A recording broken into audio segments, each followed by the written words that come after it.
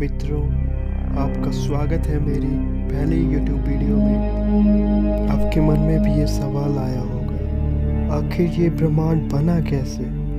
क्या ईश्वर ने इस ब्रह्मांड को बनाया है? तो चलिए आज हम जानेंगे इन्हीं सब सवालों के जवाब। सृष्टि से पहले सत नहीं था, असत भी नहीं था, अंतरिक्ष भी नहीं, आकाश भी नहीं था। छिपा था क्या, कहाँ, किसने देखा था उस पल को?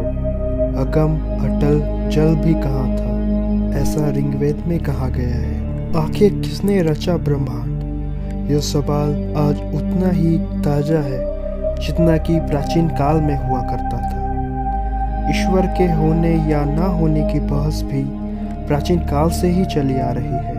अनीश्वरवादी मानते हैं कि यह ब्रह्मांड संपूर्णतः स्फूर्त है, लेकिन ईश्वरवादी तो इसे ईश्वर की रचना मानते हैं। अधिकतर लोग धर्म ग्रंथों में जो लिखा है उसे वगैर विचारे पत्थर की लकीर की तरह मानते हैं और कट्टरता की हद तक मानते हैं। वेद, पुराण, जनन, अवेस्ता, तनख मतलब ओल्ड डॉक्यूमेंट, बाइबल, कुरान और गुरु ग्रंथ आदि सभी धर्म ग्रंथ ब्रह्मांड को ईश्वरकृत मानते हैं, लेकिन दर्शन और विज्ञान अभी भी इसके बारे में बहस और शोध करते रहते हैं।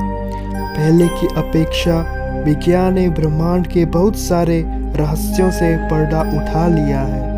देखना है कि आगे क्या होता है। कुछ दिनों पूर्व विश्व के अग्रणी भौतिक विज्ञानी स्टीफन हॉकिंस ने निष्कर्ष निकाला था कि अगर ईश्वर ने इस ब्रह्मांड को रचा है, बल्कि वास्तव में यह भौतिक विज्ञान के अपरिहार्य नियमों का नतीजा है। हॉकिंस ने अपनी नवीनतम किताब द ग्रैंड डिजाइन में कहा कि चूंकि गुरुत्वाकर्षण जैसे कानून है, ब्रह्मांड कुछ नहीं से खुद को सृजन कर सकता है और करेगा।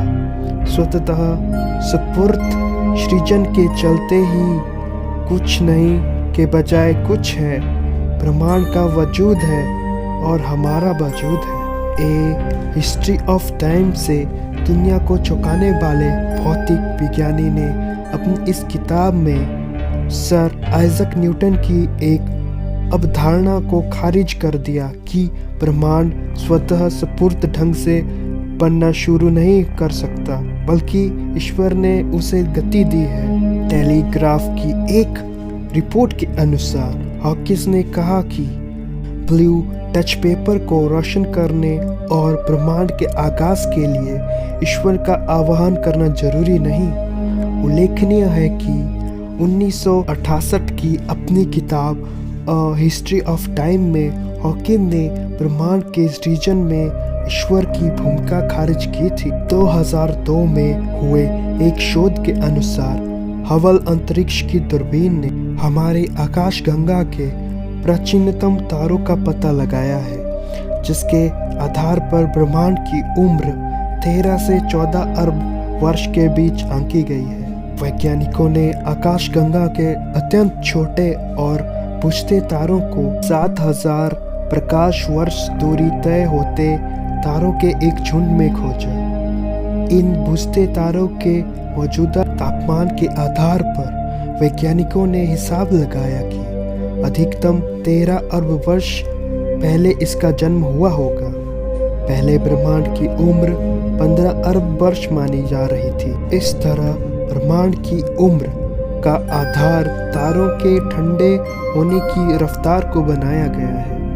इससे पहले ब्रह्मांड के फैलने की दर को इसकी उम्र मापने का आधार बनाया गया था, जिसके आधार पर 15 अरब वर्ष माना जा रहा था। इस ताजा खोज के महत्व को स्पष्ट करते हुए स्पेस टेलीस्कोप साइंस इंस्टीट्यूट के रोश मैरगोव ने कहा कि ये बिल्कुल वैसा ही है कि आपको अपनी उम्र मालूम है, लेकिन इस बारे में आपके पास कोई सबूत नहीं है। तो कैसे हुई ब्रह्मांड की उत्पत्ति? धर्म तो सीधे सीधे ईश्वर को रचिता मानकर छुटकारा पा लेता है, जैसे कि तनका बाइबल और कुरान के अनुसार इसे 6 दिन में ईश्वर ने रचा और 7वें दिन उसने आराम किया, बस। लेकिन इस संबंध में वेद और विज्ञान की धारणाएं भिन्न हैं। लगभग 14 अरब वर्ष पहले ब्रह्मांड नहीं था, सिर्फ अंधकार था। अचानक एक बिंदु की उत्पत्ति हुई, फिर वह बिंदु मचलने लगा, फिर उसके अंदर भयानक परिवर्तन आने लगे। इस बिंदु के अंदर ही होने लगे विस्फोट। तब अंदर मौजूद प्रोटॉन्स की आपसी टक्कर से अपार ऊर्जा पैदा हुई। विस्फोटक महाविस्फोटक में इन महाविस्फोटकों से ब्रह्मांड का निर्माण होता रहा। आज भी ब्रह्मांड में महाविस्फोटक होते रहते हैं। इस तरह ब्रह्मांड लगातार फैल रहा है। बस यही बिग बैंग थ्योरी है, जो कुछ हद तक सही भी हो सकती है। अब प्रश्न यह है कि क्या सच में ऐसा ही हुआ? क्या ऊर्जा से आकाश, हवा, पानी, ग्रह, तारे, पृथ्वी और इंसान बने?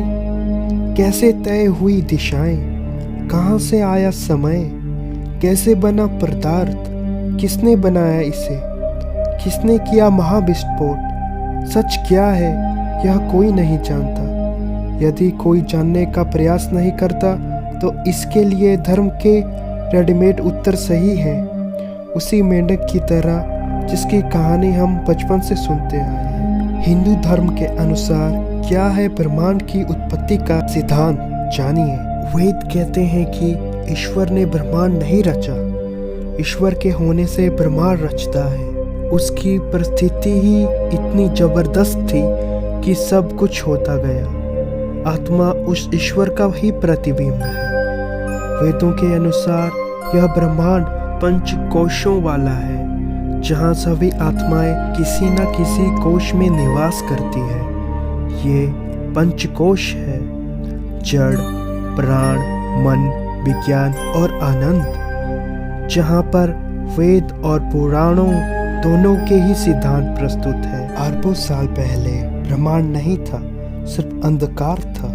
अचानक एक बिंदु की उत्पत्ति हुई, फिर वह बिंदु मचलने लगा, फिर उसके अंदर भयानक परिवर्तन आने लगे।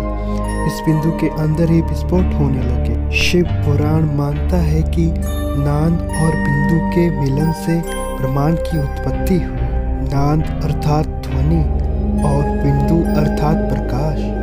इन्हें अनाहत या अनहद की ध्वनि कहते हैं, जो आज भी सतत जारी है। इसी ध्वनि को हिंदुओं ने ओम के रूप में व्यक्त किया है। ब्रह्म प्रकाश स्वयं प्रकाशित है, परमेश्वर का आकार। अनाहत वो ध्वनि होती है जो किसी आहत या टकराव से पैदा नहीं होती। तो ये सिद्धांत काफी हद तक आजकल की बिग बैंग थ्योरी की तरह ही लगता है। तो इससे यह स्पष्ट होता है कि कोई न कोई दिव्य शक्ति मौजूद है, जिसको हम अभी तक समझ नहीं पाए हैं, और वही हमारी उत्पत्ति का कारण है। अभी सोचिए, इतना बड़ा ब्रह्मांड, उसके अंदर है हमारी पृथ्वी और उसके अंदर रहते हैं हम। पृथ्वी के अंदर अनेक जीव जंतु, पेड़ पौधे रहते हैं। क्या सब कुछ खुद ही बन गए, बिना किसी कारण के बन गए? यह संभव नहीं है। दोस्तों, अगर वीडियो अच्छा लगा हो तो चैनल को सब्सक्राइब और इस वीडियो को लाइक दे देना। अगर इस वीडियो का दूसरा भाग चाहिए तो कमेंट में ज़रूर लिखिएगा। धन्यवाद।